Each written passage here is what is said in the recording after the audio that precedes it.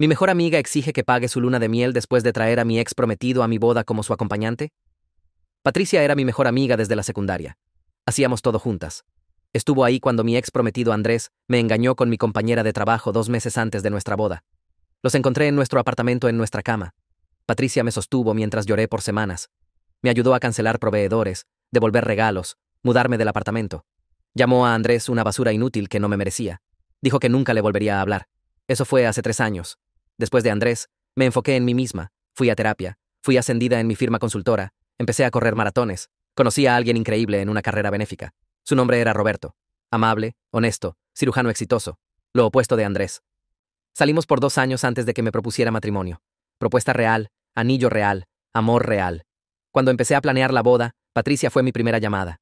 La hice mi dama de honor. Lloró diciendo que estaba tan feliz de que hubiera encontrado a alguien digno. La boda fue de destino, Costa Rica. Cara, pero Roberto y yo queríamos algo especial. Pagamos los vuelos y hoteles para la fiesta de bodas. Solo el boleto de Patricia costó 1.800 euros más, su suite vista al océano por 4 noches, otros 2.000 euros. Seguía diciendo que no podía esperar a celebrar mi felicidad. La mañana de la boda, me estaba alistando con mis damas. Patricia estaba haciendo mi cabello. Todo estaba perfecto. Entonces mencionó que había traído a alguien.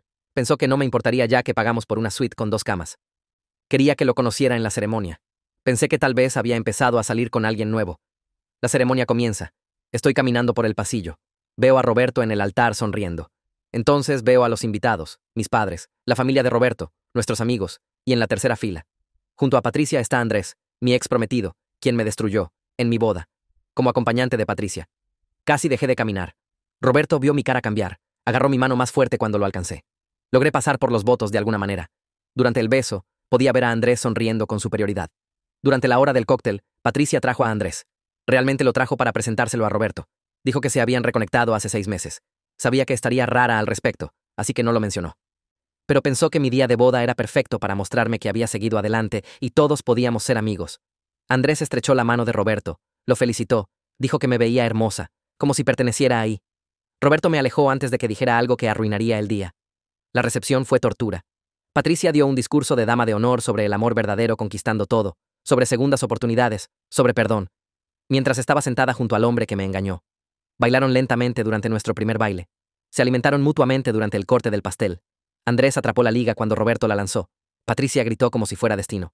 Otros invitados empezaron a preguntarme por qué mi ex estaba ahí. Mi tía me llevó aparte, confundida. La madre de Roberto se veía horrorizada. Su hermana preguntó si estaba bien. Pasé mi recepción de bodas explicándole a todos que no lo había invitado. Esa noche, Roberto y yo nos fuimos de la recepción temprano. Nuestra noche de bodas fue yo llorando mientras él me sostenía. Seguía disculpándome por no echarlos, pero fue mi decisión evitar más drama. Patricia me mandó mensaje esa noche diciendo que Andrés se sentía mal por cómo terminaron las cosas. Había crecido tanto. Estaban felices. Debería estar feliz por ellos. La siguiente mañana, en el desayuno, se sentaron en la mesa junto a la nuestra. Andrés usando shorts de baño que le compré años atrás. Patricia alimentándolo con fruta del buffet. Pasaron el resto del viaje usando las amenidades que pagamos. El spa, las excursiones, la cena privada en la playa para la fiesta de bodas. 3 semanas después, Patricia me llama. Está comprometida. Andrés le propuso matrimonio en la playa en Costa Rica. Mi destino de boda los inspiró. Se dieron cuenta de que la vida era muy corta. Ahora quieren una boda de destino también. En algún lugar tropical. Tal vez Tailandia o Bali. Pero aquí está la cosa. Están ahorrando para una casa. Planear bodas es caro. Ya que no les di un regalo de bodas en Costa Rica y ella fue mi dama de honor, tal vez podría pagar su luna de miel. Solo 5.000 euros. Había pagado por las decoraciones de mi despedida de soltera después de todo. Eso fue 50 euros en la tienda de fiestas. Pero ¿quién está contando? Le dije que tenía que estar bromeando. Dijo que tenía a Roberto ahora. Estaba feliz. ¿Por qué no podía estar feliz por ella? ¿Por qué estaba siendo tan egoísta sobre el pasado? Realmente dijo que traer a Andrés a mi boda fue terapia de exposición para mí, que me había ayudado a sanar mostrándome que lo había superado, que debería agradecerle. Colgué. Llamó al teléfono de Roberto, dejó un mensaje diciendo que estaba siendo mezquina y celosa, que no soportaba verla feliz, que estaba arruinando su alegría de compromiso, igual que traté de arruinar la vida de Andrés después de la ruptura. Llamé a mi amigo Luis, que trabaja en hospitalidad. Pedí un favor. Él manejaba el resort donde Patricia ahora quería tener su boda. Le conté la historia. Estaba horrorizado. 2 días después, Patricia me llamó gritando. El resort la había puesto en lista negra. Mi teléfono no dejaba de sonar. Lo levanté y vi el nombre de Patricia parpadeando en la pantalla por lo que pareció la 100ª vez. 17 llamadas en 2 horas. Cada mensaje de voz peor que el anterior. Los primeros fueron solo enojados, llamándome mezquina y celosa. Entonces empezó a llorar, diciendo que arruiné todo lo que había estado planeando. Para el mensaje 12, amenazaba con demandarme. El último mensaje de voz me heló la sangre. Dijo que estaba contactando a su abogado sobre difamación e interferencia con relaciones comerciales, como si tuviera alguna base legal en la que pararse. Casi me reí, pero principalmente solo me sentí enferma. Esta era Patricia, mi mejor amiga desde que teníamos 12 años, la persona que conocía cada secreto que había tenido. Ahora me amenazaba con llevarme a los tribunales porque le dije a alguien la verdad sobre lo que hizo en mi boda. Me senté en el piso de la cocina con mi teléfono en la mano, reproduciendo los mensajes de voz en altavoz. Necesitaba escucharlos de nuevo para asegurarme de que esto estaba realmente sucediendo. Roberto llegó a casa de su turno en el hospital alrededor de las 7 y me encontró allí todavía en mi ropa de trabajo, rodeada del sonido de la voz de Patricia, volviéndose cada vez más descontrolada. No dijo nada al principio, solo tomó el teléfono de mi mano, bloqueó su número y lo puso en el mostrador. Entonces, sacó su propio teléfono y pidió comida tailandesa del lugar de la calle. Lo observé moverse por la cocina, preparando platos, sirviendo agua, actuando como si todo fuera normal cuando nada se sentía normal. 15 años de amistad desaparecidos. Simplemente completamente desaparecidos. No podía entenderlo. Roberto se sentó junto a mí en el piso y me dio un vaso de agua. Me dijo que lo bebiera. Lo hice. Nos sentamos allí en silencio hasta que llegó la comida. E incluso entonces, realmente no podía comer. Seguía pensando en todos esos mensajes de voz, toda esa ira, todas esas amenazas. Esta persona no sonaba como mi amiga. Sonaba como una extraña. Llamé a Luis después de la cena porque necesitaba saber si Patricia también había ido tras él. Mi mano tembló mientras marqué su número. Respondió al segundo ring y pude escuchar música de fondo. Le pregunté si estaba bien, si Patricia lo había contactado, si estaba en problemas en el trabajo. Luis se rió. Realmente se rió. Dijo que el resort ya había estado dudoso sobre la reservación de Patricia porque había sido grosera con el personal durante sus llamadas iniciales. Aparentemente, había gritado a alguien en reservaciones sobre opciones de mejora e hizo demandas sobre tratamiento especial. Mi historia solo confirmó lo que ya sospechaban de ella. Luis dijo que su jefe le agradeció por la advertencia y le dijo que no necesitaban clientes así de todos modos. La reputación del resort importaba más que una novia difícil. Sentí alivio correr por mí. Al menos no había arrastrado a Luis a mi lío. Al menos Patricia no podía lastimarlo profesionalmente. Hablamos por unos minutos más y me dijo que no me preocupara. Me respaldaba.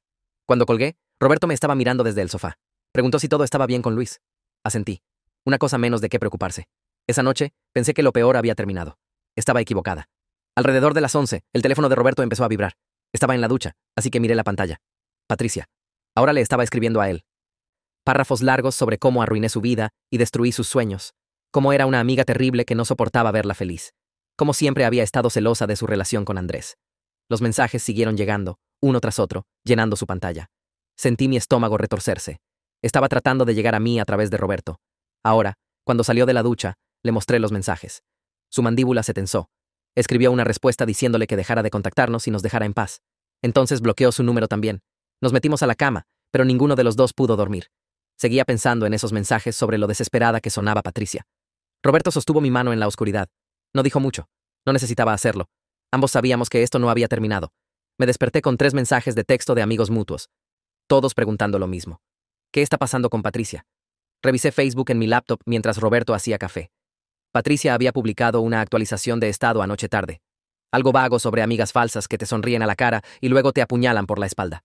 Sobre personas que no pueden manejar tu felicidad. Sobre descubrir quiénes son tus verdaderas amigas.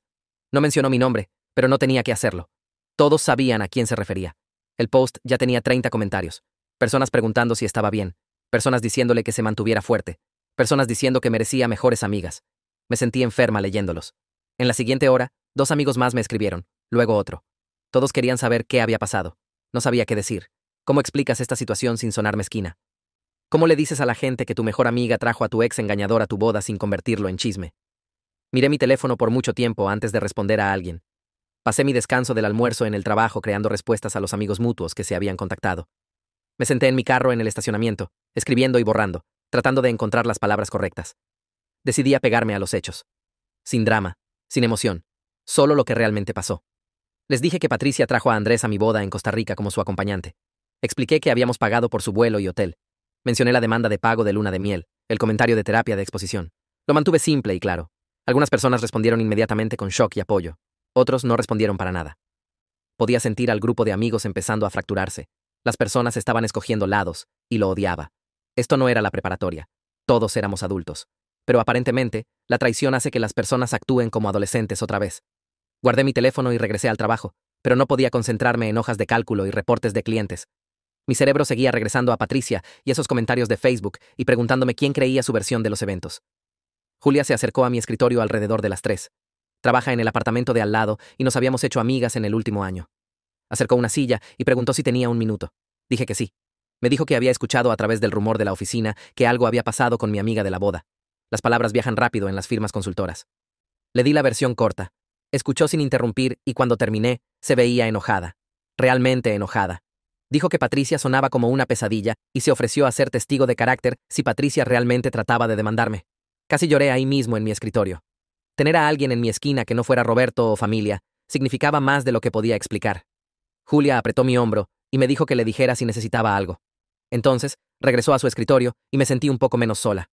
Es raro cómo los gestos más pequeños de apoyo pueden hacer una diferencia tan grande cuando todo se siente como si se estuviera cayendo a pedazos.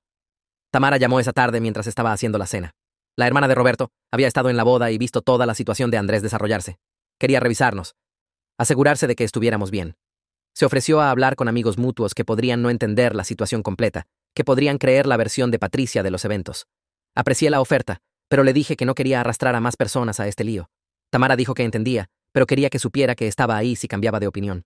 Hablamos por unos 20 minutos. Me contó historias sobre otros dramas familiares de los que había sido testigo a lo largo de los años, tratando de hacerme sentir mejor. Ayudó un poco. Cuando colgamos, Roberto preguntó cómo estaba su hermana.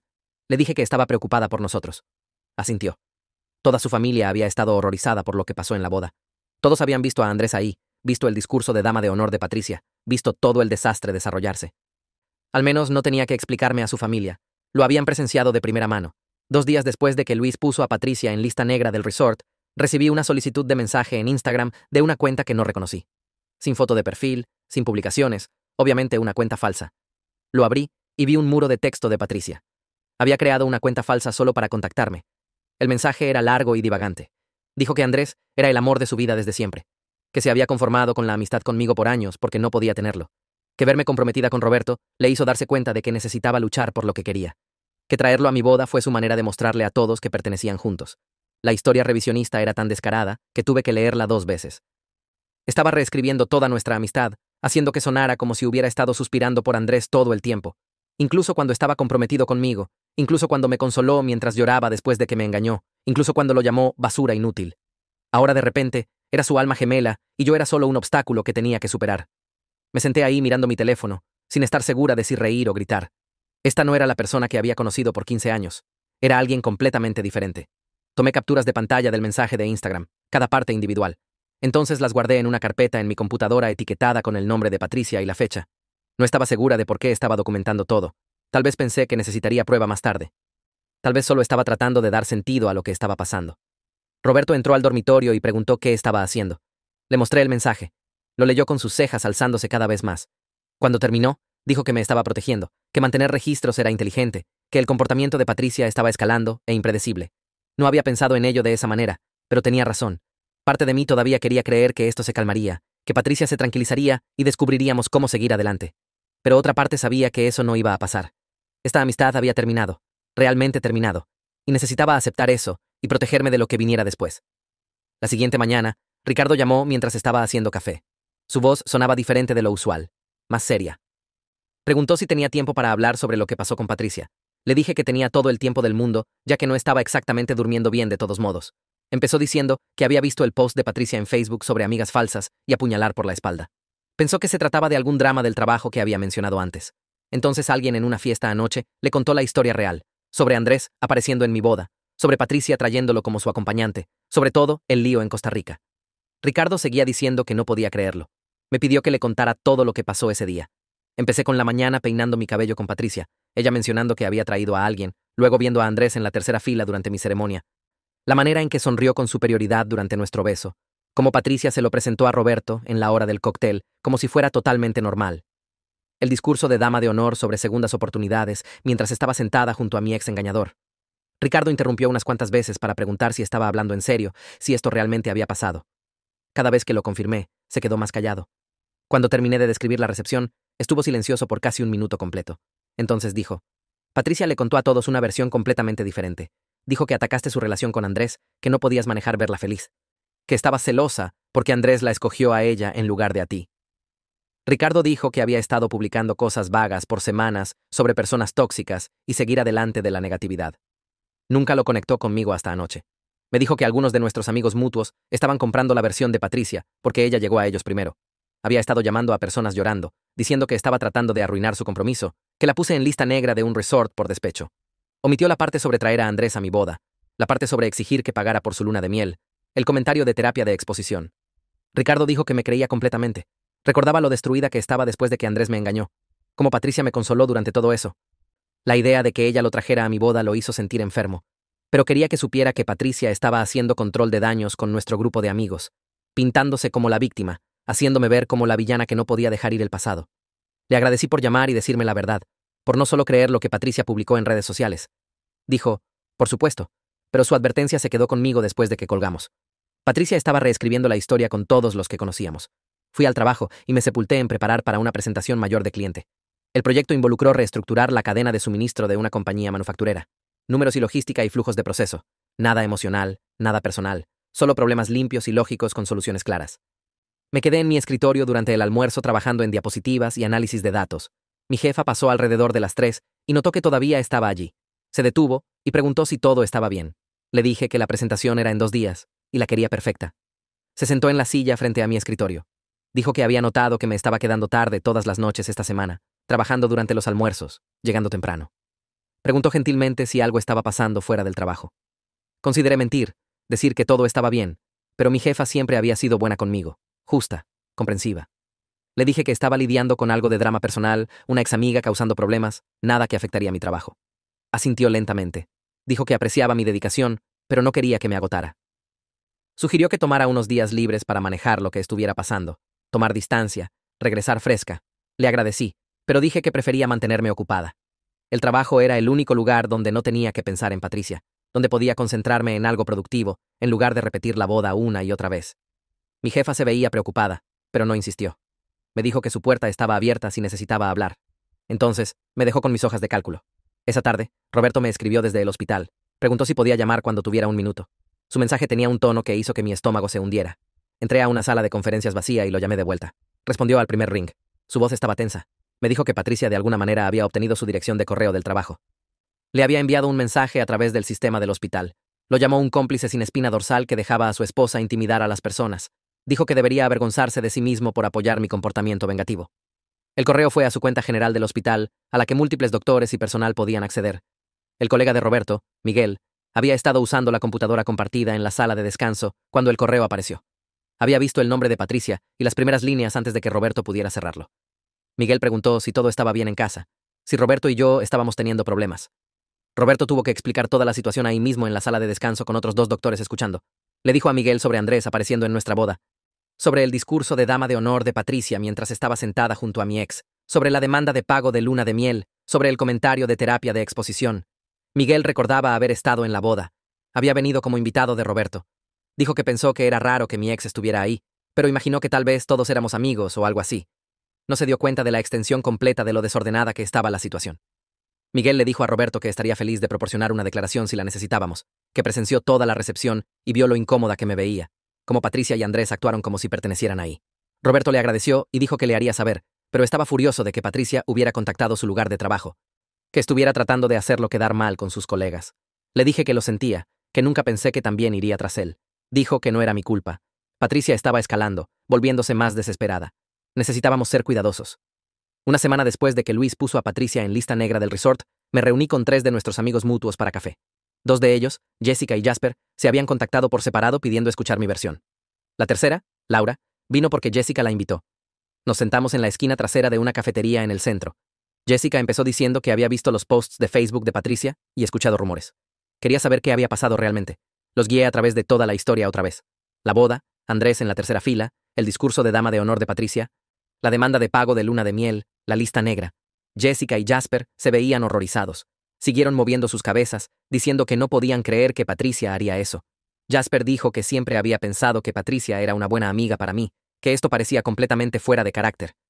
Jessica estuvo de acuerdo, pero dijo que la evidencia era bastante clara. Patricia había traído a mi ex engañador a mi boda sin decirme. Eso no era un malentendido. Era una elección. Laura se mantuvo callada durante la mayor parte de la conversación. Revolvió su café y se veía incómoda. Cuando terminé de explicar todo, finalmente habló. Dijo, tal vez reaccioné exageradamente al involucrar al resort. Eso parecía ir demasiado lejos. La miré. Pregunté qué quería decir. Laura dijo que Patricia cometió un error trayendo a Andrés. Obviamente, eso estaba mal, pero ponerla en lista negra de un resort era bastante extremo. Tal vez debería haber solo hablado con Patricia sobre mis sentimientos, en lugar de ir nuclear. Jessica saltó y dijo que Patricia demandó 5.000 euros por su luna de miel, que llamó traer a Andrés terapia de exposición.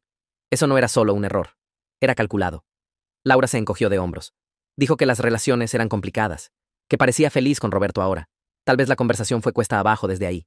Laura siguió diciendo cosas como, Patricia merece felicidad también, y las personas cometen errores, y necesitas aprender a perdonar. Me di cuenta de que realmente no estaba interesada en escuchar mi versión. Ya había decidido que estaba equivocada, que estaba siendo mezquina y vengativa. Que no podía manejar que Patricia estuviera con Andrés. Jasper trató de defenderme. Dijo que traer al ex engañador de alguien a su boda no era solo un error. Era cruel. Laura dijo que lo estaba haciendo sobre mí cuando realmente se trataba de la relación de Patricia y Andrés, que necesitaba superar el pasado. Jessica le dijo a Laura que estaba siendo ridícula, que si alguien trajera a su ex a su boda, ella también se volvería loca.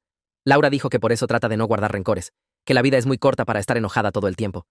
Sentí mi cara volverse caliente. Mis manos temblaban. Puse mi taza de café antes de derramarla. Le dije a Laura que tenía razón. La vida era muy corta para desperdiciar tiempo con personas que pensaban que traer a mi ex engañador a mi boda era solo un error. Muy corta para explicarme a alguien que valoraba la paz sobre la justicia. Me levanté y agarré mi bolsa. Jessica y Jasper se veían aliviados. Laura se veía ofendida. Salí de la cafetería sin mirar atrás. Me senté en mi carro en el estacionamiento y llamé a Roberto. Mis manos todavía temblaban. Respondió inmediatamente. Preguntó cómo fue la reunión del café. Le conté sobre Laura, sobre ella diciendo que había reaccionado exageradamente, que Patricia solo había cometido un error, que debería haber comunicado mejor. Roberto estuvo callado por un segundo. Entonces dijo, cualquiera que piense que traer a tu ex engañador a tu boda es solo un error, no vale la pena mantener en tu vida. Que Laura me estaba mostrando quién realmente era. Alguien que valora evitar conflictos sobre defender lo que está bien. Alguien que preferiría culparme por estar molesta que culpar a Patricia por ser cruel. Dijo que merecía amigas que me respaldaran, que entendieran que algunas cosas no son perdonables, que los límites importan. Me sentí mejor después de hablar con él. No genial, pero mejor. Me di cuenta de que Roberto tenía razón. Laura me había mostrado exactamente quién era. Alguien en quien no podía contar cuando las cosas se ponían difíciles. Alguien que preferiría suavizar las cosas que reconocer daño real. No necesitaba eso en mi vida. 3 días después, Patricia publicó un ensayo largo en Facebook.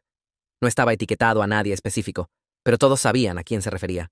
El post hablaba sobre personas tóxicas que no pueden perdonar, sobre seguir adelante de la negatividad, sobre cómo algunas personas preferirían aferrarse a la ira que abrazar la felicidad, sobre segundas oportunidades y crecimiento y dejar el pasado atrás.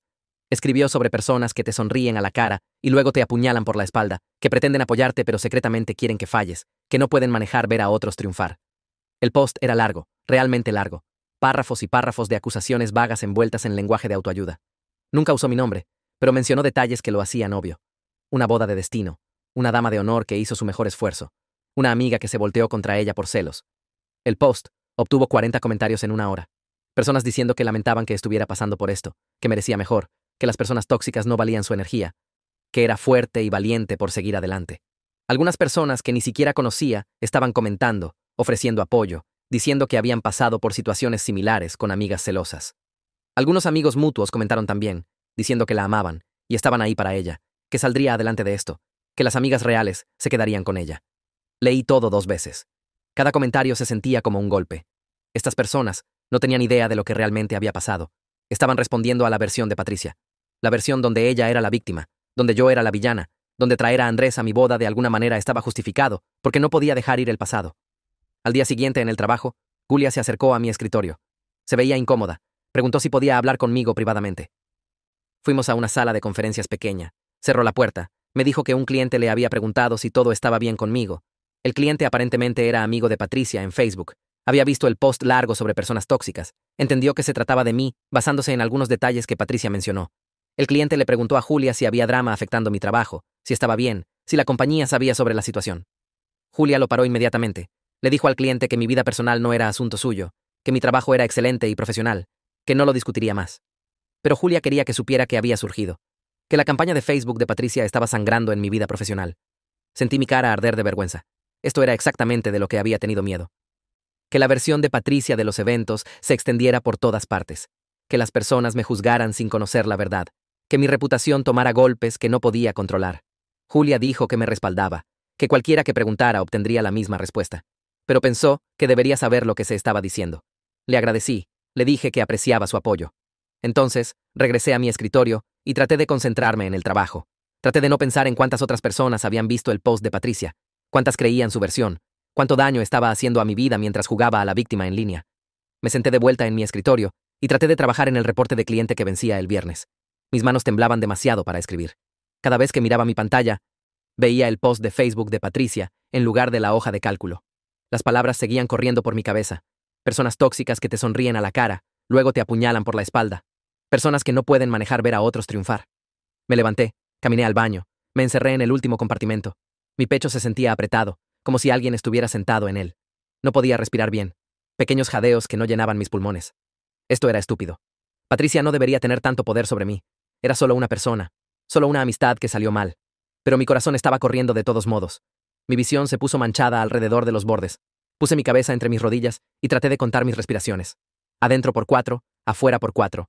Adentro por 4, afuera por 4. La puerta del baño se abrió. Pasos. Entonces la voz de Julia preguntando si estaba bien. No respondí al principio. No podía obtener suficiente aire para hablar. Tocó la puerta del compartimento. Preguntó otra vez. Logré decir que estaba bien. No se fue. Solo esperó. Eventualmente, abrí la puerta. Echó un vistazo a mi cara y se sentó en el piso del baño junto a mí.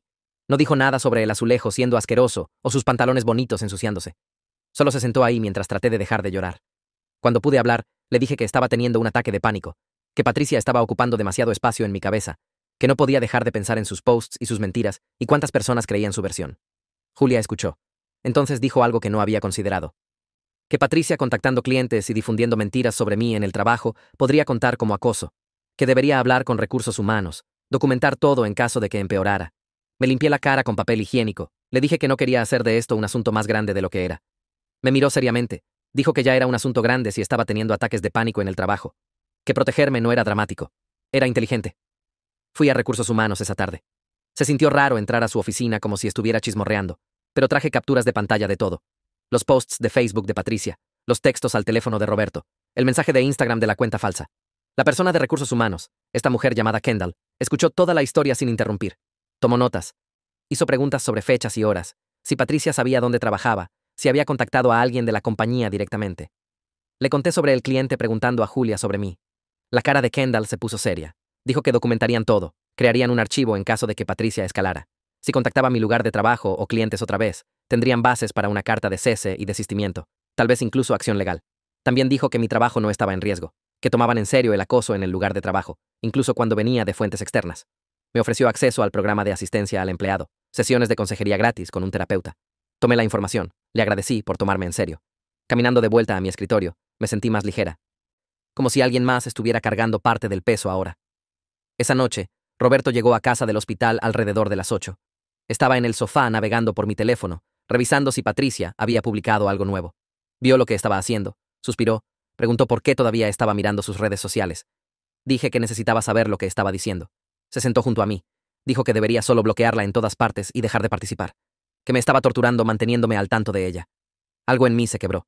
Le dije que no era tan simple, que Patricia estaba envenenando todo nuestro círculo social, que no podía solo ignorarlo cuando personas que me importaban estaban creyendo sus mentiras. Dijo que nuestros amigos reales conocerían la verdad, que cualquiera que creyera a Patricia no valía la pena mantener. Dije que no entendía por qué sus amigos no estaban involucrados. Su vida no estaba siendo afectada. Podía solo ignorar toda la cosa porque no le estaba pasando a él. Su cara cambió. Tomó esa mirada cerrada que tiene cuando está herido. Dijo que estaba tratando de ayudar, que verme obsesionarme con Patricia lo estaba matando. Dije que tal vez debería tratar de ser más solidario, en lugar de decirme que solo lo superara. Se levantó, caminó al dormitorio, cerró la puerta más fuerte de lo necesario. No hablamos por 3 horas. Me quedé en el sofá. Él se quedó en el dormitorio. Podía escucharlo moviéndose ahí dentro, abriendo cajones, corriendo agua en el baño. Sonidos normales que se sentían mal porque estábamos peleando. Seguí repitiendo la conversación, sintiéndome mal por lo que había dicho. Estaba siendo solidario.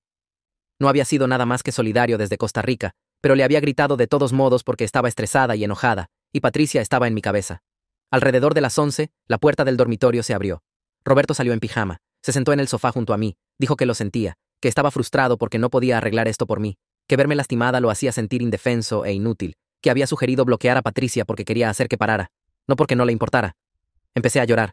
Le dije que lo sentía también, que no debería haber dicho que no entendía o no estaba siendo solidario, que estaba desahogando mi estrés en él cuando no se lo merecía. Me jaló contra su pecho. Dijo que necesitábamos hablar sobre cómo esto estaba afectando nuestro matrimonio. Nos quedamos despiertos hasta medianoche hablando, realmente hablando.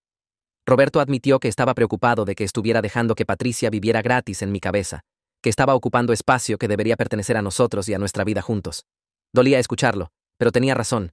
Había estado tan enfocada en las mentiras de Patricia y posts de redes sociales que apenas había estado presente en mi propio matrimonio. Le dije que no sabía cómo dejar de preocuparme por lo que pensaba la gente, que 15 años de amistad no desaparecían solo porque Patricia resultara ser horrible. Dijo que entendía que el dolor era normal, pero tenía miedo de que me estuviera atascando en él, que estaba dejando que Patricia ganara dándole tanto poder. Hicimos un plan. Seguiría yendo a terapia. Limitaríamos cuánto hablábamos de Patricia en casa. Trataría de concentrarme en las personas que me creían en lugar de las que no. Él sería más paciente cuando tuviera días malos. No era una solución perfecta, pero se sentía como progreso. 2 semanas después de la lista negra del resort, Ricardo me llamó. Dijo que tenía algo que decirme, pero que no me iba a gustar. Patricia había estado diciéndole a las personas que siempre había tenido sentimientos por Andrés, que no podía manejar que él la escogiera a ella en lugar de a mí, que mi ira sobre la boda realmente era solo celos. Realmente me reí. La mentira era tan ridícula que no pude evitarlo. Yo suspirando por el tipo que me engañó en nuestra cama, el tipo que había pasado 3 años superando en terapia. Pero entonces Ricardo dijo que algunas personas se la estaban comprando. Que Patricia era buena haciéndose sonar creíble. La risa murió en mi garganta. Dolía que alguien pudiera realmente pensar que quería a Andrés de vuelta. Empecé a notar cosas en redes sociales después de eso. Amigos mutuos que solían darle like a todas mis publicaciones de repente solo le daban like a las de Patricia. Personas que habían comentado en mis fotos de boda ahora estaban comentando corazones en su anuncio de compromiso. Probablemente no significaba nada. Las personas le daban like a cosas al azar todo el tiempo, pero se sentía como una declaración de todos modos, como si estuvieran escogiendo lados. La política de redes sociales de toda la situación era agotadora. Me sentía como si estuviera de vuelta en la preparatoria, rastreando quién se sentaba con quién en el almuerzo, quién era amiga de quién en los pasillos. Era patético, pero no podía dejar de hacerlo. Roberto me encontró navegando por Facebook por tercera vez ese día, viendo quién le daba like a qué. Se sentó junto a mí, sugirió que desactiváramos nuestras cuentas por un tiempo, solo tomar un descanso del drama y la política y las actualizaciones constantes. No quería. Se sentía como dejar que Patricia ganara, como esconderse. Pero él señaló que me estaba haciendo miserable, que las redes sociales estaban alimentando mi ansiedad, en lugar de ayudar. Acepté a regañadientes.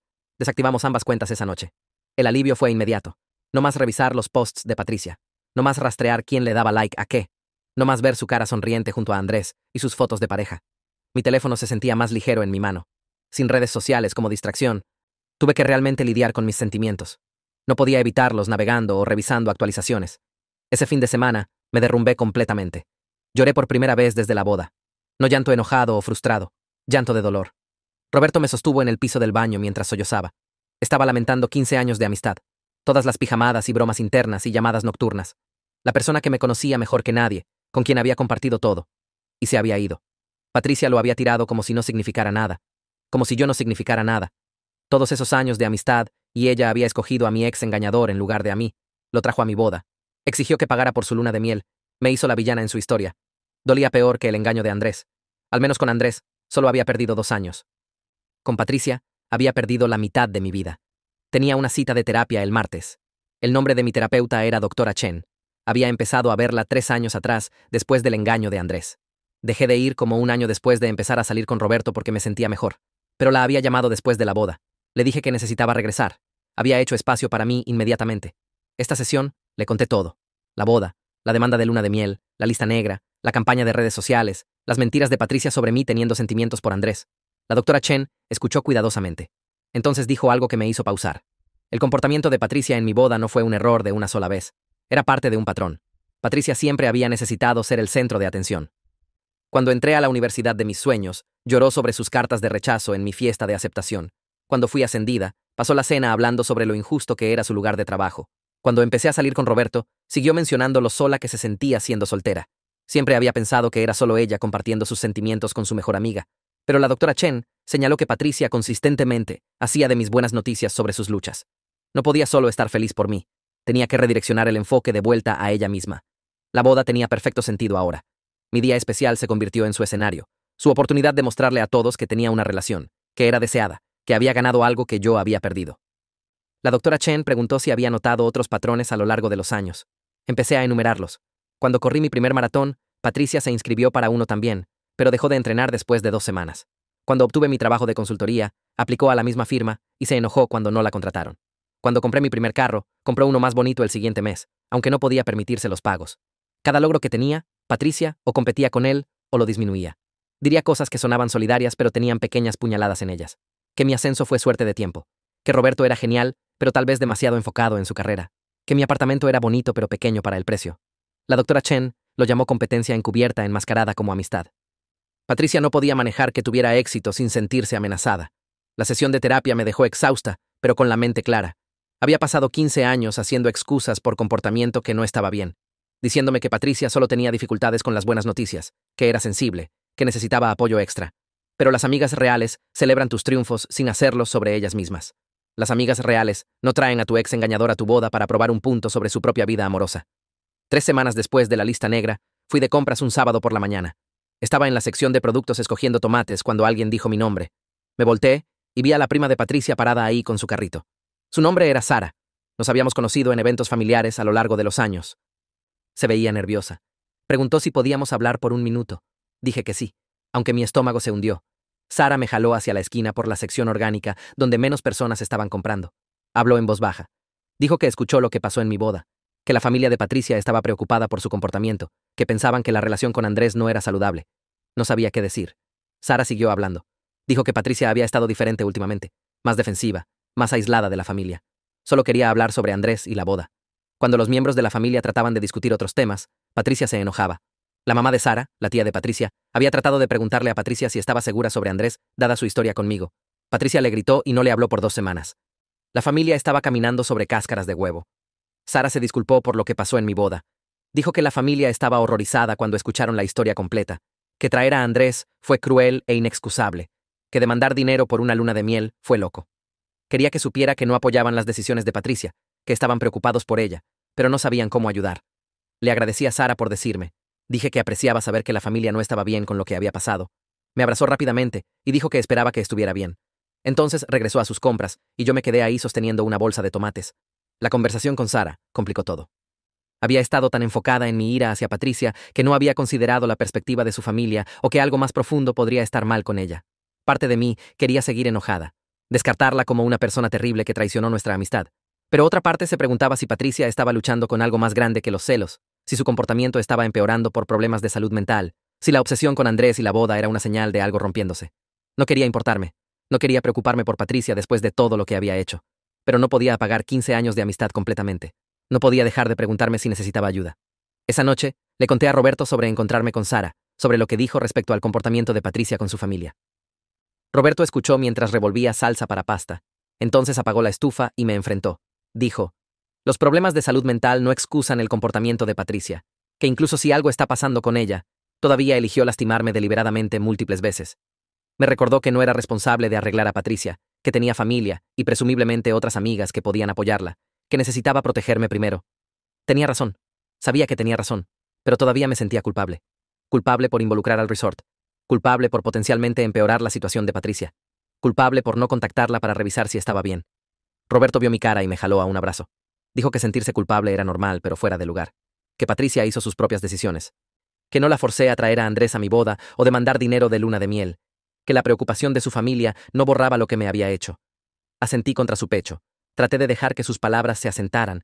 Traté de separar mi compasión por alguien luchando de mi necesidad de mantener límites con alguien que me lastimó.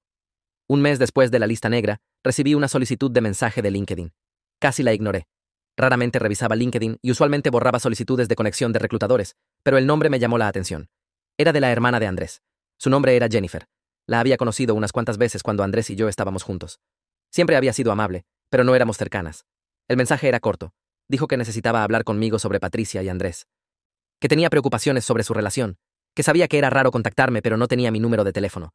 Preguntó si estaría dispuesta a reunirnos para café. Miré el mensaje por mucho tiempo. No sabía qué pensar.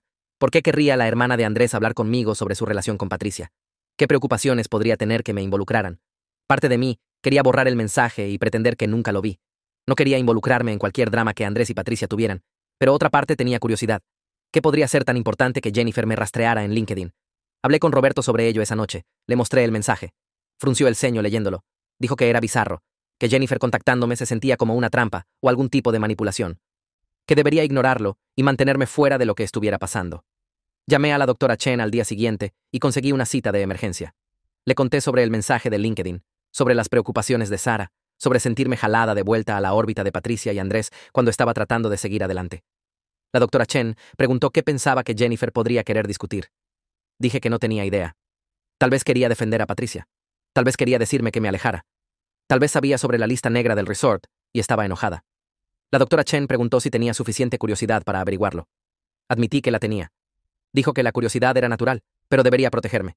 Que si decidía reunirme con Jennifer, debería hacerlo en un lugar público, que debería decirle a Roberto dónde estaría, que debería estar preparada para irme si la conversación iba a algún lugar incómodo.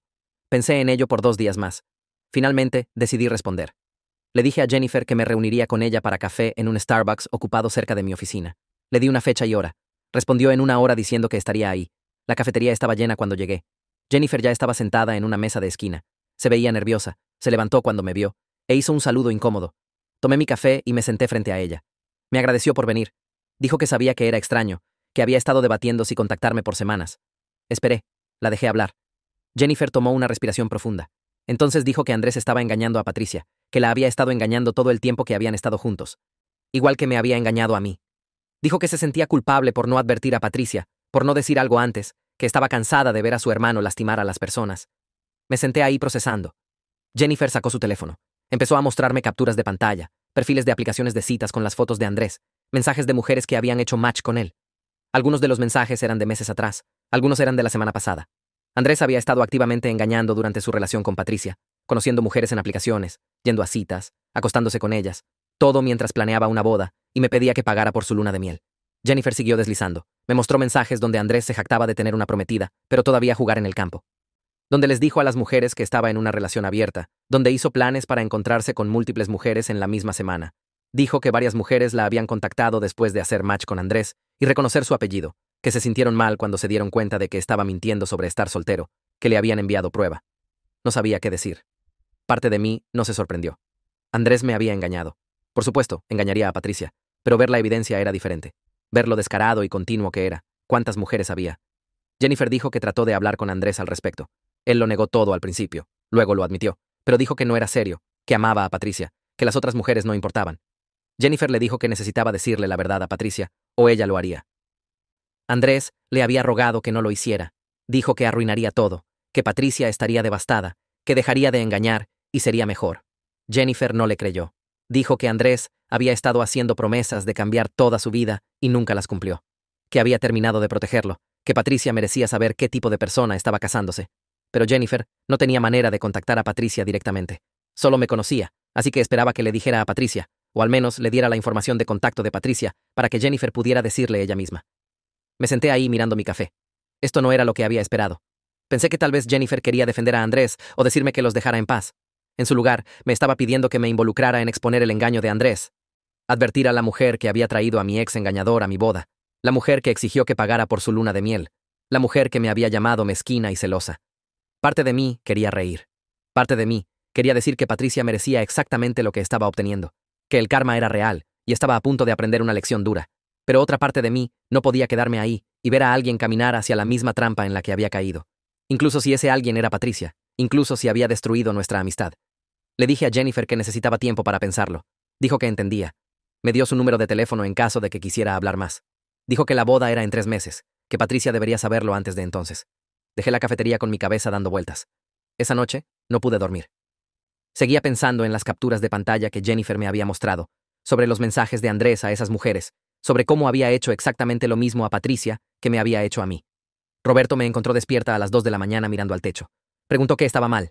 Le conté todo lo que Jennifer había dicho. Le mostré el texto que había enviado con algunas de las capturas de pantalla. La cara de Roberto se puso dura. Dijo que Andrés era repugnante, que sentía lástima por Patricia, aunque había sido terrible con nosotros. Entonces dijo que debería mantenerme fuera de eso, que debería dejar que Patricia se diera cuenta por sí misma, que probablemente no me creería de todos modos, que probablemente me acusaría de mentir por celos. Dijo que Patricia había hecho sus decisiones. Había escogido a Andrés sobre nuestra amistad. Lo había traído a nuestra boda sabiendo cuánto me había lastimado. Había exigido dinero y me había llamado mezquina. ¿Por qué debería ayudarla ahora? ¿Por qué debería involucrarme en su lío? Dije que no lo sabía, que parte de mí estaba de acuerdo con él completamente, que Patricia no merecía mi ayuda, pero otra parte no podía dejarla casarse con Andrés sin conocer la verdad. Roberto dijo que era mi compasión hablando, que era una buena persona que no quería ver a nadie lastimarse, pero que Patricia me había mostrado quién era, que necesitaba creerle y protegerme. Probablemente tenía razón, usualmente la tenía, pero todavía no podía dormir. La siguiente mañana me desperté con una decisión medio formada en mi mente. Necesitaba más perspectivas. Le escribí a mi terapeuta preguntando si tenía slots de emergencia disponibles. Respondió en 1 hora diciendo que podía verme esa tarde. En el trabajo, apenas me enfoqué en la presentación de cliente que se suponía que estaba preparando. Julia notó que estaba mirando mi pantalla de computadora sin escribir y preguntó si estaba bien. Le conté sobre la hermana de Andrés y la evidencia de engaño. Se sentó en mi escritorio y dijo que debería absolutamente decirle a Patricia que quedarme silenciosa me hacía cómplice. Pero entonces pausó y agregó que Patricia probablemente no me creería de todos modos, que debería prepararme para que me acusara de inventar todo. La sesión de terapia esa tarde ayudó más de lo que esperaba. Mi terapeuta me preguntó qué lamentaría más en 5 años. Decirle a Patricia y que rechazara la información o quedarme silenciosa y saber que podría haberla advertido. No tenía una buena respuesta. Señaló que mi decisión no debería tratarse de Patricia en absoluto. Debería tratarse de qué tipo de persona quería ser, si podía vivir conmigo misma si veía a alguien caminar hacia la misma trampa en la que había caído, incluso a alguien que me había lastimado gravemente. Esa noche, Roberto y yo fuimos a cenar con Tamara y su esposo. Mencioné la situación durante los aperitivos. Tamara estaba firmemente en el campo de mantenerme fuera de eso. Dijo que Patricia había hecho su cama y ahora podía acostarse en ella, que no le debía nada después de lo que había hecho en nuestra boda. Su esposo no estuvo de acuerdo. Dijo que lo correcto siempre era lo correcto sin importar cómo te había tratado la otra persona, que ser mezquina o vengativa solo te bajaba a su nivel. Me fui a la cama esa noche más confundida que nunca. En los días siguientes, llamé a otros 3 amigos para obtener sus opiniones. 2 dijeron que le dijera, 1 dijo que no. Hice una lista de pros y contras en mi diario. Los pros de decirle a Patricia incluían hacer lo correcto, prevenir que cometiera un error enorme y poder vivir conmigo misma. Los contras incluían que no me creyera, que me acusara de mentir por celos y ser succionada de vuelta al drama del que había trabajado duro para escapar. La lista no ayudó. Seguía regresando a lo que mi terapeuta había dicho sobre qué tipo de persona quería ser. El jueves por la tarde, Ricardo me llamó de la nada. Dijo que se había topado con Patricia en la tienda de abarrotes y que había parecido extraña, distraída y preocupada. Había preguntado si todo estaba bien con la planeación de la boda.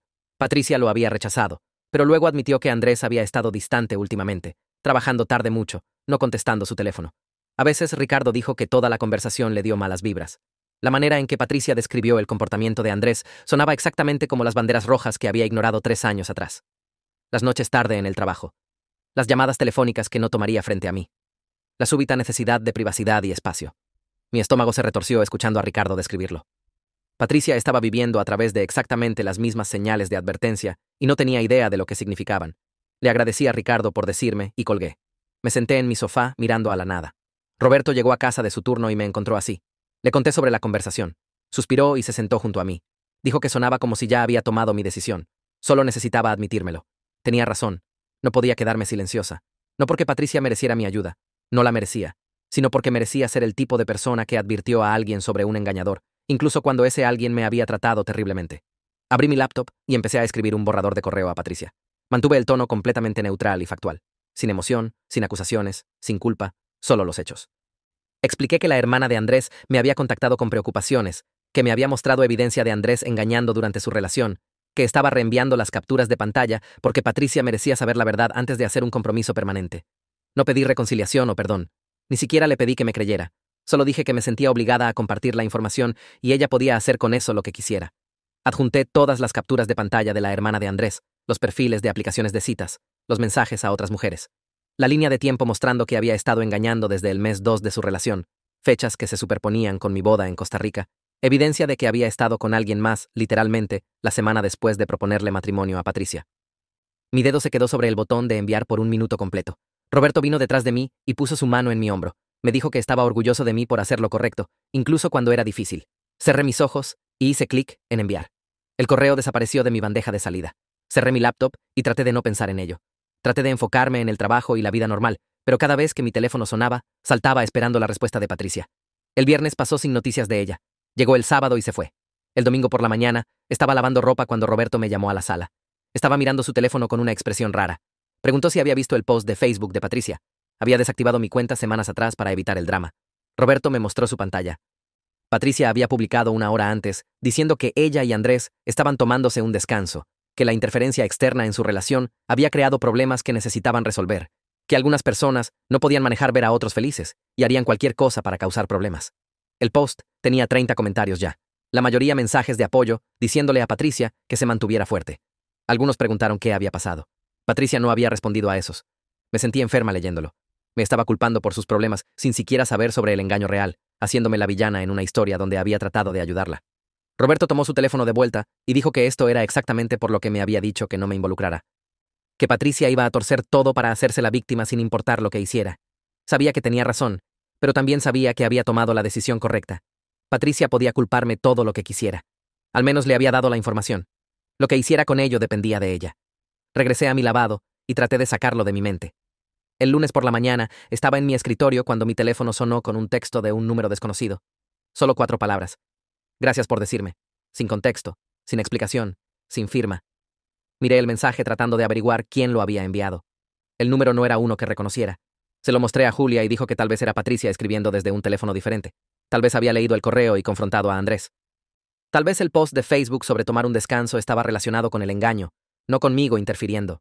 Quería creer eso, pero no me dejé esperar. El martes por la tarde, Ricardo llamó otra vez.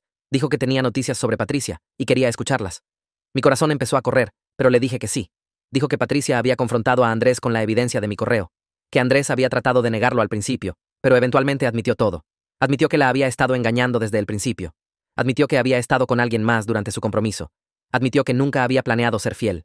Patricia había cancelado el compromiso inmediatamente. Empacó sus cosas del apartamento que habían estado compartiendo y se mudó de vuelta con sus padres. Andrés aparentemente había tratado de convencerla de resolverlo. Dijo que cambiaría. Dijo que no significaba nada. Las mismas líneas que había usado conmigo 3 años atrás. Patricia no se las había tragado. Había terminado. Me senté ahí procesando esta información. Parte de mí se sintió reivindicada. Parte de mí se sintió triste por Patricia a pesar de todo. Parte de mí no sintió nada en absoluto. Ricardo preguntó si estaba bien, y dije que no lo sabía. Dijo que pensaba que había hecho lo correcto, diciéndoselo, que se habría casado con Andrés y se habría enterado por las malas si no hubiera intervenido. Colgamos, y me senté en mi escritorio mirando mi pantalla de computadora. El miércoles por la mañana, mi teléfono sonó de un número que no reconocí. Casi no respondí, pero algo me hizo levantar la bocina. La voz de Patricia llegó, temblorosa y llorando. Dijo que estaba llamando desde el teléfono de su mamá porque había bloqueado mi número semanas atrás y no podía averiguar cómo desbloquearlo. No dije nada, solo esperé. Patricia empezó a disculparse a través de las lágrimas. Dijo que no podía creer que había estado tan ciega sobre Andrés, que había tirado nuestra amistad por un tipo que la estaba engañando todo el tiempo, que lo había traído a mi boda y lo había defendido y exigido dinero para su luna de miel, cuando él era exactamente la persona sobre la que la había advertido. Dijo que entendía si nunca quería hablarle otra vez, que había sido una amiga terrible y merecía perderme. Que mirando atrás, podía ver lo celosa y competitiva que había sido durante toda nuestra amistad, cómo había hecho todo sobre ella misma. Cómo traer a Andrés a mi boda fue lo peor que había hecho a alguien. La disculpa se sintió bien de escuchar, aunque no estaba lista para procesarla. Patricia siguió hablando, siguió llorando, siguió diciendo que lo sentía. Finalmente la interrumpí. Le dije que estaba contenta de que supiera la verdad sobre Andrés, que nadie merecía casarse con un engañador. Pero también le dije que necesitaba tiempo y espacio para averiguar si nuestra amistad podía salvarse, que lo que había hecho en mi boda no era algo que pudiera simplemente perdonar y olvidar, que los posts de Facebook y los mensajes de voz y las demandas de dinero habían hecho daño real. Patricia se quedó callada. Entonces dijo que entendía, que sabía que había destruido todo, y no esperaba que la perdonara, pero quería que supiera que lo sentía y estaba obteniendo ayuda. Regresando a terapia, trabajando en sí misma, tratando de averiguar por qué había sido tan horrible. Le dije que eso estaba bien, que debería enfocarse en sanar y no preocuparse por nuestra amistad ahora. Patricia preguntó si podíamos hablar otra vez en unos meses después de que hubiera hecho trabajo en sí misma, después de que las cosas no estuvieran tan crudas. Dije tal vez. Era la respuesta más honesta que podía dar. Colgué con Patricia y me senté ahí mirando mi teléfono. Roberto llegó a casa del hospital 1 hora después y me encontró todavía sentada en el mismo lugar. Preguntó qué había pasado y le conté sobre la llamada, sobre la disculpa de Patricia y su admisión de que había sido horrible. Me jaló a un abrazo y dijo que estaba orgulloso de mí. Me dijo que había manejado todo con más gracia de la que Patricia merecía. Admití que parte de mí había querido ser mezquina. Había querido dejarla casarse con Andrés y averiguar por las malas qué tipo de persona era. Roberto dijo que tomar el camino alto no significaba que tenía que dejarla de vuelta en mi vida, que podía ser la persona más grande y todavía protegerme. Tenía razón. Durante la siguiente semana, mi teléfono empezó a explotar con mensajes de amigos mutuos, personas que se habían puesto del lado de Patricia durante el drama de Facebook, personas que habían creído su versión de los eventos. Ahora que la verdad sobre Andrés se estaba esparciendo a través de nuestro grupo de amigos, todos querían disculparse. Algunos de los mensajes eran genuinos. Mi amiga de la universidad envió un texto largo explicando que Patricia le había mostrado capturas de pantalla manipuladas de nuestras conversaciones. Se sintió terrible por dudar de mí. La perdoné. Nos reunimos para almorzar y lloró, y se disculpó otra vez. pero otros solo enviaron mensajes rápidos de disculpa, sin ningún reconocimiento real de cómo me habían lastimado. Un tipo que había comentado en el post de Facebook de Patricia, llamándome celosa, solo escribió preguntando si estábamos bien ahora. Lo dejé en leído. Otra amiga que había dejado de darle like a mis posts y empezó a darle like a todos los de Patricia, se contactó preguntando si quería tomar tragos. Le dije que estaba ocupada. Algunos puentes no valían la pena reconstruir. El trabajo se convirtió en mi escape de todo el drama social. Me tiré a un proyecto mayor de consultoría para una startup tecnológica buscando expandirse internacionalmente. Pasé días de 12 horas analizando datos de mercado y construyendo modelos financieros. Mi jefa notó lo duro que estaba trabajando y me jaló a su oficina una tarde. Dijo que el cliente estaba impresionado con mi trabajo y me quería dirigir la siguiente fase del proyecto. Entonces, me ofreció un ascenso a consultora senior con un aumento significativo. Mencionó específicamente mi gracia bajo presión durante un tiempo personal difícil. Dijo que había escuchado a través del rumor de la oficina que estaba lidiando con algunos problemas de amistad, pero nunca dejé que afectara la calidad de mi trabajo. La validación se sintió increíble, como prueba de que podía manejar mi vida personal cayéndose a pedazos y todavía sobresalir profesionalmente. Llamé a Roberto desde mi carro en el estacionamiento para decirle las noticias. Estaba emocionado y dijo que deberíamos celebrar con cena en mi restaurante favorito. Pero cuando llegué a casa esa noche, Roberto sugirió algo más primero. Pensó que deberíamos empezar consejería de parejas. No porque estuviéramos en crisis, dijo rápidamente, sino porque la situación de Patricia había puesto tensión en nuestro matrimonio y quería asegurar que lo trabajáramos correctamente. Me sorprendí, pero estuve de acuerdo. Solo habíamos estado casados 8 meses y ya habíamos lidiado con más drama que la mayoría de las parejas enfrentan en años. Nuestra primera sesión fue incómoda. La terapeuta nos pidió describir por qué estábamos ahí, y luché para explicar sin sonar dramática. Roberto saltó y dijo que nuestro primer año de matrimonio había estado ensombrecido por la traición de mi ex mejor amiga, que queríamos fortalecer nuestra comunicación y prevenir que el resentimiento se construyera. La terapeuta asintió y preguntó cómo la situación nos había afectado individualmente. En las siguientes sesiones, desempacamos todo. Roberto admitió que se había sentido indefenso viendo a Patricia lastimarme. Dijo que la parte más difícil fue verme llorar en nuestra noche de bodas y saber que no podía arreglarlo. Había querido echar a Patricia y Andrés de la recepción, pero respetó mi decisión de evitar más drama. Ahora se preguntaba si esa había sido la decisión correcta. Le dije que no me arrepentía. Hacer una escena habría arruinado el día aún más. Pero aprecié saber que había querido defenderme. La terapeuta preguntó si había otras maneras en que el drama de la boda había afectado nuestro matrimonio. Me di cuenta de que había estado tan enfocada en la traición de Patricia que no había apreciado completamente lo sólido que Roberto había sido a través de todo. Nunca me había hecho sentir dramática o loca. Nunca sugirió que estaba reaccionando exageradamente o debería simplemente superarlo. Me había creído completamente y apoyado cada decisión que tomé, incluso las mezquinas, como hacer que Luis pusiera a Patricia en lista negra del resort.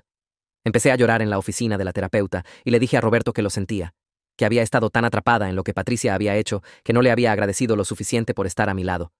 Se estiró y sostuvo mi mano. Dijo que no necesitaba agradecimientos. Solo quería asegurarse de que saliéramos de esto más fuertes. Pasaron 3 meses. El trabajo se mantuvo ocupado con el ascenso y nuevas responsabilidades. Roberto y yo terminamos nuestras sesiones de consejería sintiéndonos más conectados que antes. Habíamos aprendido mejores maneras de comunicarnos cuando uno de nosotros estaba estresado, cómo apoyarnos sin tratar de arreglar todo. Entonces, una mañana, recibí un texto de un número desconocido. Era Patricia preguntando si podíamos reunirnos para café. Dijo que entendía si decía que no, pero realmente quería hablar en persona. Le mostré el mensaje a Roberto, y dijo que debería escucharla, que no le debía nada a Patricia, pero tal vez necesitaba cerrar el círculo. Estaba nerviosa cuando entré a la cafetería 2 días después. Patricia ya estaba ahí en una mesa de esquina. Se veía diferente, más delgada. Su cabello estaba más corto. Se levantó cuando me vio e hizo un saludo incómodo. Me senté y esperé a que hablara. Patricia empezó disculpándose. Una disculpa real esta vez. Reconoció cosas específicas que había hecho mal. Traer a Andrés a mi boda, exigir que pagara por su luna de miel. El post de Facebook llamándome celosa y tóxica. Dijo que había estado en terapia 2 veces por semana desde la ruptura con Andrés, trabajando en sí misma y tratando de entender por qué había actuado tan terriblemente. Su terapeuta la había ayudado a ver patrones en su comportamiento, maneras en que había sido competitiva y celosa a través de nuestra amistad. Cómo había hecho todo sobre sí misma, incluso cuando debería haber sido sobre mí. Escuché sin interrumpir. Patricia siguió hablando.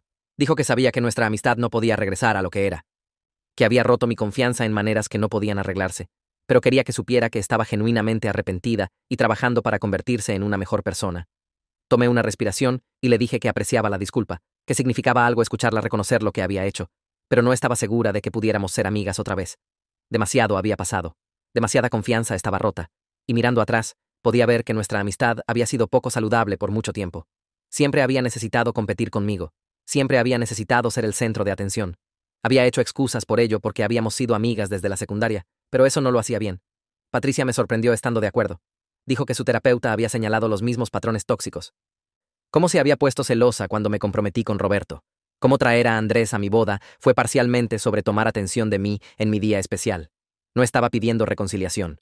Solo quería expresar remordimiento genuino y esperar que algún día pudiera perdonarla, incluso si nunca estuviéramos cerca otra vez. Me levanté de la mesa de la cafetería y Patricia se levantó también. Nos movimos hacia la otra lentamente, ambas claramente inseguras de cómo terminar esta conversación. El abrazo fue rígido y breve, nuestros brazos apenas tocando los hombros de la otra antes de alejarnos. Patricia sugirió que podríamos escribir ocasionalmente, revisar cada pocos meses, tal vez sin presión de forzar nada. Estuve de acuerdo en que sonaba bien, sabiendo en el fondo que nuestra amistad nunca se vería igual otra vez. Caminando a mi carro después, sentí esta mezcla rara de triste y aliviada al mismo tiempo. La versión de 15 años de mí, que se hizo mejor amiga con Patricia en la secundaria, estaría destrozada de vernos así. Pero la versión actual de mí sabía que este era probablemente el final más saludable que podríamos haber tenido. Roberto y yo tuvimos nuestra sesión final de consejería de parejas un jueves por la noche. Nuestra terapeuta repasó todas las herramientas de comunicación que habíamos aprendido en los últimos meses. Señaló lo mucho más fuertes que nos habíamos vuelto expresando nuestras necesidades sin atacarnos. Roberto mencionó que se sentía más confiado hablando cuando estaba estresado, en lugar de embotellar todo adentro. Admití que me había vuelto mejor aceptando ayuda, en lugar de tratar de manejar cada crisis sola. La terapeuta sonrió y dijo algo que se me quedó. Explicó que la mayoría de las parejas no enfrentan una traición mayor y crisis social en su primer año de matrimonio. El hecho de que hubiéramos sobrevivido al desastre de la boda de Patricia y salido más cerca probó que nuestra relación tenía fuerza seria. Salimos de esa sesión tomados de la mano, ambos sintiéndonos orgullosos del trabajo que habíamos hecho juntos. 6 meses después de mi boda en Costa Rica, Roberto y yo finalmente reservamos nuestra verdadera luna de miel. Escogimos Japón porque ninguno de nosotros había estado ahí antes, y se sentía completamente separado de cualquier memoria de Patricia o Andrés. Tokio estaba ocupado y emocionante con restaurantes diminutos, metidos en edificios al azar y máquinas expendedoras en cada esquina. Kioto tenía templos hermosos donde caminamos por jardines y tomamos fotos como turistas regulares. Pasamos todo un día en un resort de aguas termales en las montañas, solo relajándonos y estando juntos sin drama externo. Cada experiencia se sintió fresca y sin manchar por el pasado. Roberto siguió bromeando que esta era nuestra luna de miel de rehacer, la que merecíamos desde el principio. Hacer nuevas memorias en un lugar que no tenía nada que ver con Patricia. Y Andrés se sintió como retomar nuestra historia. Ya no estábamos definidos por lo que pasó en nuestra boda. Éramos solo nosotros construyendo nuestra vida juntos, en nuestros propios términos. Estoy sentada en mi escritorio ahora mismo mirando el anuncio de ascenso que mi jefa envió la semana pasada. La firma consultora me dio una posición senior con 3 personas reportándome. El trabajo me desafía de maneras buenas, empujándome a crecer sin drenarme emocionalmente. Roberto y yo nos hemos asentado en la vida matrimonial con rutinas que funcionan para ambos horarios. Sus turnos en el hospital todavía están locos a veces, pero hemos aprendido cómo mantenernos conectados incluso cuando la vida se vuelve frenética. Patricia y yo intercambiamos textos tal vez una vez al mes, usualmente solo revisando o compartiendo algo divertido. Ya no somos mejores amigas, y honestamente, estoy completamente bien con eso. Algunas relaciones sirven su propósito por cierto periodo de tu vida, luego naturalmente se desvanecen cuando ambos cambian. Eso no borra las buenas memorias de la secundaria y preparatoria cuando nuestra amistad era real. He construido un grupo de amigas más pequeño ahora con personas como Julia del trabajo y algunos de los amigos de Roberto que se han vuelto mis amigas también. Estas amistades se sienten más balanceadas y saludables que lo que tenía con Patricia. Roberto se probó cuando todo se cayó a pedazos, mostrándome cómo se ve la verdadera sociedad. Estoy emocionada sobre nuestro futuro juntos, sobre la vida que estamos creando sin personas tóxicas reteniéndonos. Todo se siente más ligero ahora, como si finalmente dejara ir el peso que había estado cargando por años sin darme cuenta.